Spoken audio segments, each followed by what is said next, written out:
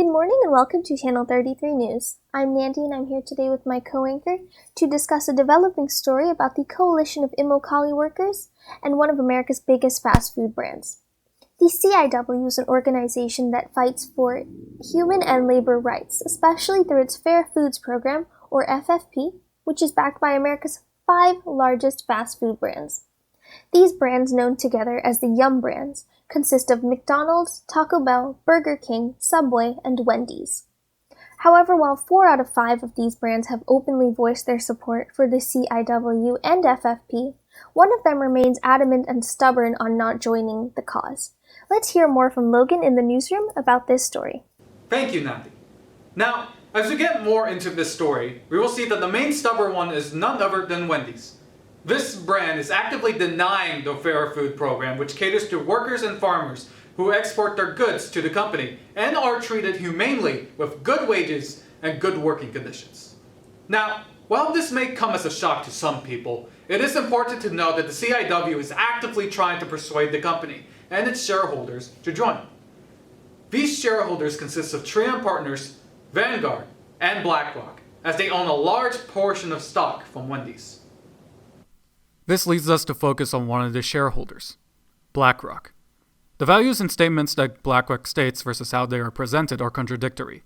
Eric Seidman, writer for Truthout, states, BlackRock has tried to present itself as a socially and environmentally conscious firm concerned with environmental, social, and corporate governance, including labor issues, and has said it wants to use its huge investor power for good. This contradicts the actions of BlackRock. This includes repeatedly rejecting any proposals which relates to the environmental concerns or ethical problems related to the social environment, like appropriate wages and incivility. This also includes the refusal to talk about any of these concerns as well. Talk about a hypocritical leader. Our associate Adrian will let you know more about this topic and the inner details of Wendy's refusal and others. Thank you, Logan. Although Wendy's tries to paint itself in a positive light as an ethical company that believes in sourcing honest ingredients, they have made little to no effort to do so. Firstly, Wendy's has attempted to refute the FFP and formulate false claims that the program would force them to pay employees of other companies. The CIW has responded, stating that in reality, the FFP would require Wendy's to pay a premium to the suppliers.